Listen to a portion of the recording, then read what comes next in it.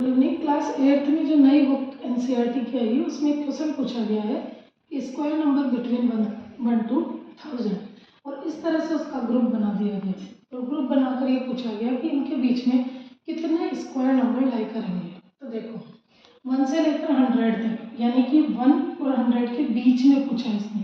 तो देखो 1 2 3 4 5 6 7 और 8, यानी कि कितने नंबर लाई करेंगे 8।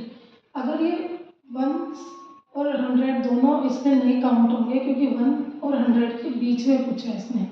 उसके बाद आता है 100 से 200। तो देखो 200 कहाँ पे, यहाँ से स्टार्ट हो रहा है तो 1 2 3 और 4 ये नंबर आ जाएंगे 4।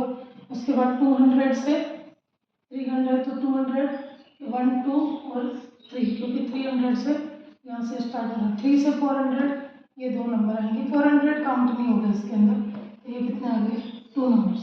उसके बाद आता है 400 से 500, तो ये भी 2 ही नंबर है, 21 और 20 2 का स्क्वायर। उसके बाद आता है 500 से 600, तो 1 और 2 ये भी 2 होगा, 24 और 20 23 और 24 का। फिर ये 600 दोनों ये आ जाएगा 25 और 26 का। 27 और 28 जो आएंगे वो 700 से इसके बीच में आएंगे।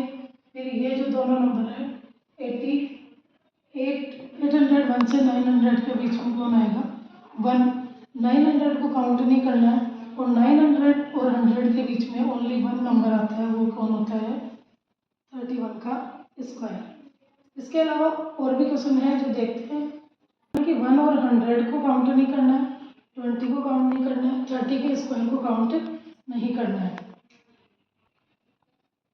इसी में जैसे वो क्वेश्चन जो पूछा गया था वो तो पूछा गया था कि जैसे 1 से 100 के बीच में कितने स्क्वायर नंबर होंगे। अब ये क्वेश्चन इसमें क्या पूछ रहे हैं, देखो इसमें क्या बोल रहा है कि दो स्क्वायर नंबर के बीच में कितने नंबर होंगे। जैसे कि 5 का स्क्वायर और 6 के स्क्वायर के बीच में जो बीच में नंबर होंगे वो कितने होंगे। 5 का स्क्वायर कितना होता है 25 और इसका कितना होता है 36। तो कौन आ गया 26 27 28 29 30 31 32 33 34 और 35। ये कितने होंगे 5 और 5 10, यानी नंबर लाइन करेंगे वो कितने करेंगे 10। ऐसे एक क्वेश्चन और लेते हैं, जैसे 2 का स्क्वायर और 3 के स्क्वायर के बीच में कितने नंबर लाइन करेंगे। तो ये 4 और ये 9, तो यहाँ पे 5 6 7 और 8, यानी कि कितने नंबर लाइन करेंगे 4। तो इसका एक फॉर्मूला होता है, जैसे देखो यहाँ आ रहा है 10, तो यहाँ जो स्मॉलर नंबर होता है ये कंजुगेटिव होने चाहिए नंबर, कंजुगेटिव होना जरूरी है, कंजुगेटिव मतलब लगातार होना चाहिए, यानी यहाँ 5 है तो यहाँ 6 ही आना चाहिए, 7 नहीं आना चाहिए यहाँ, ठीक है। यहाँ 2 है तो उसके बाद 3 आना चाहिए। तो इसका जो फॉर्मूला होता है वो क्या होता है, इस ये जो स्मॉलेस्ट नंबर होता है यहाँ लिखेंगे स्मॉलर नंबर मल्टीप्लाई 2। अगर मैं इसको n बोल दूँ तो इसका फॉर्मूला क्या हो जाएगा 2n। एक क्वेश्चन देखते हैं, जैसे 98 के स्क्वायर और 99 के स्क्वायर के बीच में कितने नंबर लाइन करेंगे। तो देखो इसमें स्मॉलर नंबर कौन है 98, इसको 2 से मल्टीप्लाई कर दो तो ये हो गया 6, 18 और 196 नंबर जो होंगे इसके बीच में होंगे।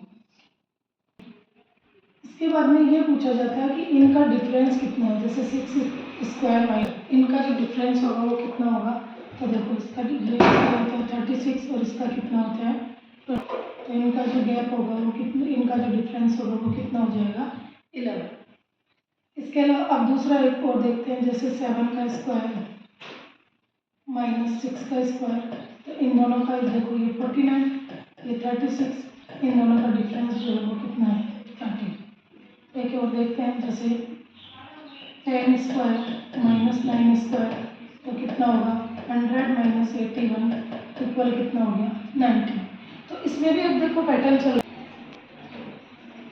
इसमें भी एक पैटर्न चल रहा है कि देखो जैसे इन दोनों को टोटल करेंगे तो 11 आएगा, इन दोनों को टोटल करेंगे तो 13 आएगा, इन दोनों को टोटल करेंगे तो 19 आएगा। ऐसे ही एक बड़ा नंबर ले लेते हैं, जैसे 100 स्क्वायर में से 99 का स्क्वायर माइनस करें तो क्या आंसर आएगा?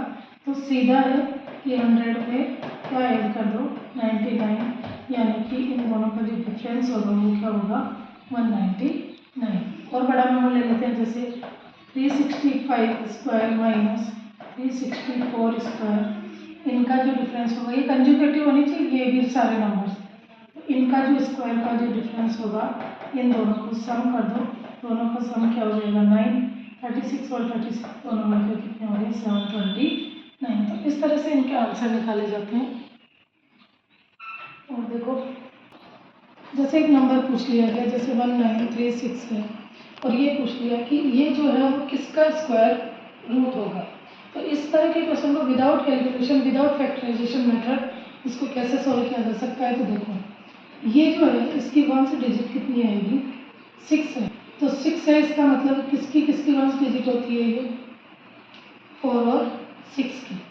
अब देखो यहाँ पर क्या आ रहा है 190 1936, इससे पहले टेंस वैल्यू देखो कि किसकी टेंस वैल्यू में किस किस के बीच में आ सकता है। तो देखो ये तो है 40 और इधर क्या आ रहा है 50, इन दोनों का स्क्वायर करूँगा मैं, क्यों करेंगे स्क्वायर, देखो 40 का स्क्वायर क्या होता है 16,000, 50 का स्क्वायर क्या होता है 25, सॉरी 1600, 2500, इन दोनों के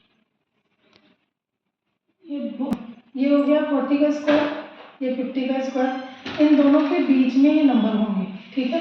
यहाँ नंबर आ रहे हैं, अब देखो किसके आ रहे हैं यहाँ पर 6 और 4, दोनों में से कौन होगा ये देखना है। तो यहाँ पर जो नंबर आएगा, जो ये 40 और 50 के बीच में आएगा, 40 और 50 के बीच में या तो 44 हो सकता है या 46 हो सकता है, कौन सा होगा ये देखना है। तो इसके लिए क्या करेंगे, ये जो 4 और 6 है इसको यहाँ लिखते हैं, जैसे 40 का स्क्वायर 50 का स्क्वायर और यहाँ 4 और 6 लिख दिया। पहले इस 4 को इस 40 से मल्टीप्लाई किया तो यहाँ कितना आ गया 160, और जब इस 50 से मल्टीप्लाई किया तो यहाँ कितना आ गया 200।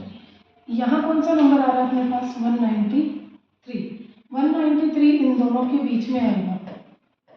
इसका मतलब पहले मल्टीप्लाई किससे किया था मैंने 4 से, अब मैं 6 से मल्टीप्लाई करती हूँ, तो 6 से मल्टीप्लाई किया तो क्या आया 240 और इधर क्या आया 300।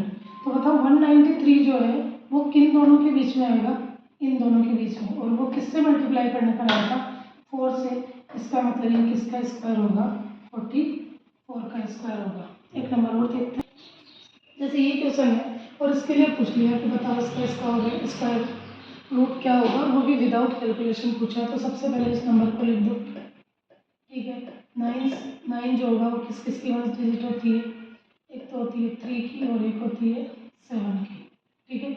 इससे जस्ट छोटा नंबर, इससे जस्ट छोटा नंबर क्या होगा, तो देखो ये या 37 है ना, तो 20 का सॉरी ये हो जाएगा 900, 30 का, और 40 का क्या हो जाएगा 1600। इन दोनों के बीच में ये नंबर आ रहा है। अब देखो यहाँ पर इस नंबर को, यानी कि ये किसका स्क्वायर है 30 का और ये किसका स्क्वायर है 40 का, तो अपन क्या लिखते हैं 30 और 40 को लिख देते हैं और यहाँ 3 और 7 लिख देते हैं। अब इस नंबर का तो अपने को पता लग गया, अब नंबर कौन सा सर्च करना है 136। तो देखते हैं 136 किस किस के बीच में आएगा, यहाँ क्या आ गया 90 और यहाँ क्या आ गया 120। इधर देखो जब मैं 7 से मल्टीप्लाई करूँगी तो क्या आ जाएगा 210 और इधर करेंगे तो 280। अब देखो 136 जो है वो किसके किसके बीच में आएगा, ना तो इन दोनों के बीच में आ रहा है ना ही इन दोनों के बीच में आ रहा है, लेकिन ये जो 136 है ये क्या है 132 से बड़ा है, यानी कि ये 132 से जो है 136 बड़ा है। इसका मतलब जो नंबर होगा इसके अंदर वो कौन सा नंबर लेना पड़ेगा अपने को बिगर। अब बिगर नंबर लेना है तो किस में ऐड करेंगे अपन इस 30 में, तो 30 में जब 7 ऐड किया तो कितना आ गया 37। ऐड हमेशा इसी में ही करना है। इसके अलावा अगर किसी एन स्क्वायर का रूट निकाला जाता है तो प्लस माइनस एन आता है। जैसे मैं अगर 4 का रूट निकालूं तो आंसर मेरे पास प्लस माइनस 2 आएगा। कैसे आएगा देखो 2 मल्टीप्लाई 2 दोनों मिलकर क्या होते हैं 4, यानी अगर मैं 2 का स्क्वायर लिखूँ तो क्या आ जाएगा 4।